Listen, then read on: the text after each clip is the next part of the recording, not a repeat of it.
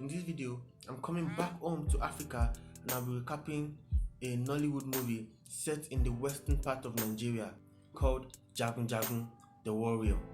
And speaking about Nollywood, they have been pretty impressive this past couple of years and they have been awesome. They have been giving us films that are mouth-opening and mind-blowing. So kudos to them for the great work. Now diving in. JagunJagun is a film that portrays the Yoruba culture, their traditions and powers of the previous generation. I have never seen anything like it in any Nollywood movie before. I was blown away and I knew this is unlike any other Nollywood movie I have watched before, and I expected great things from this movie. Once you see it, you will know something great and exciting is expected of the movie. Back to our story. The story is about a powerful warlord who works for several kings of diverse villages, and because they are in an era of war, many youth of the villages goes to the warlord to learn the act of war, and one of these youths is called Botija. So Botija has these amazing powers, the ability to communicate with any trees, and in his turn, Igioko.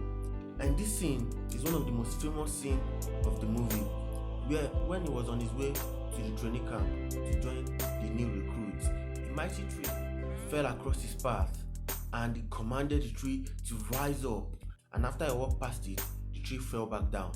This scene is so famous that it even became a meme in the internet. After his arrival, they were initiated and trained to become skilled fighters, and when they were ready, they were sent on their first mission with 3 lieutenants to command them. Now these 3 lieutenants, hoping that the soldiers are well trained, stayed behind and sent them without a leader into the battlefield. And when the battle started, they were losing and began to retreat. Now this warlord, sensing what was happening, invoked Agemo, a warrior spirit, to help them. And Agemo came with a lightning speed, slowing down time and slew all their enemies, leaving the rest of the soldiers in amazement. Now this scene is a very interesting scene because it is the first I've ever seen in any Nollywood movie. The VFX was truly amazing. I mean, one would almost think that someone from Hollywood produced the movie. And after Agemo came to rescue them, the warlord was very furious at his lieutenant for staying back while they sent the rest of the soldiers to the battlefield and imprisoned them. So one of the soldiers, taking pity on them, took food to them against the order of the warlord and was caught. So the warlord asked the 3 lieutenants instead to burn him alive. This caused the rest of the soldiers to realize that the warlord was a tyrant and a maniac and was very displeased about his actions. So the body of the burnt soldier was sent back to his village, and when the villagers saw it, they were displeased, and his lover, seeing this, went to a spiritualist and seeks for revenge. So the spiritualist sent 3 deities to avenge the death of the burnt soldier, and on their arrival, they met the wife of the warlord and attacked her. And Botija, who was nearby, quickly came to her rescue and saved her.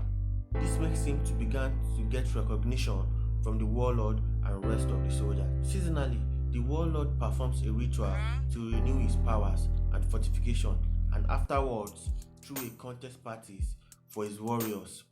And Botija won this contest, being the only person who has ever won this feat apart from the warlord himself. And this makes the warlord and the rest of the kings very uncomfortable, fearing that one day he will rise to become more powerful than he is and he will replace him. So he devised a way to get rid of him by telling him to pass 3 challenges, after which he will be promoted to the rank of a general.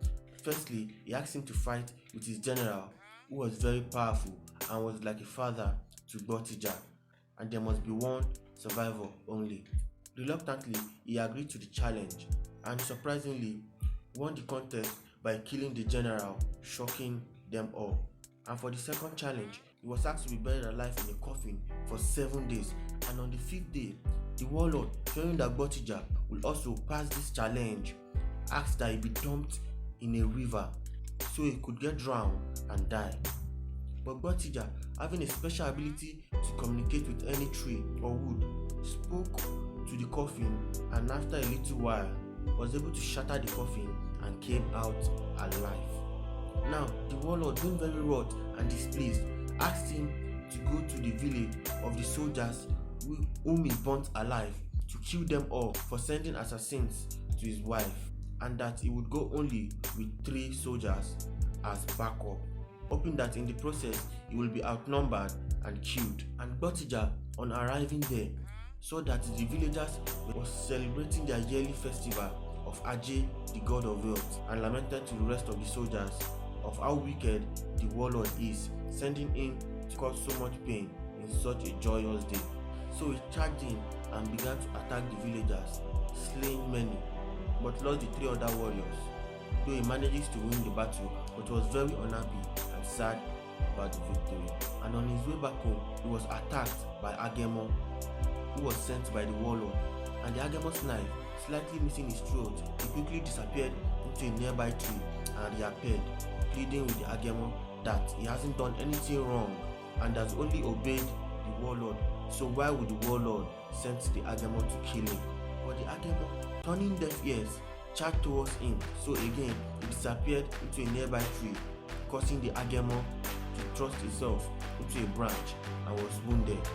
And unmasking the Agemo, he realizes it was his lover, Ironyogun Kiton, the warlord's daughter, who in fact is the Agemo, and was in deep agony. So Kiton narrated how her village was attacked and was orphaned by the warlord and was adopted by him, and how he bound her spirit to his, thereby summoning her as the spirit Agemo as he wills, and gave up the ghost.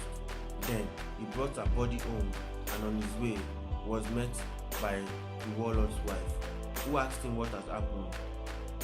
So Gbotija narrated everything to her, but she did not believe, claiming her husband wouldn't do such a thing because Kiton was her only daughter.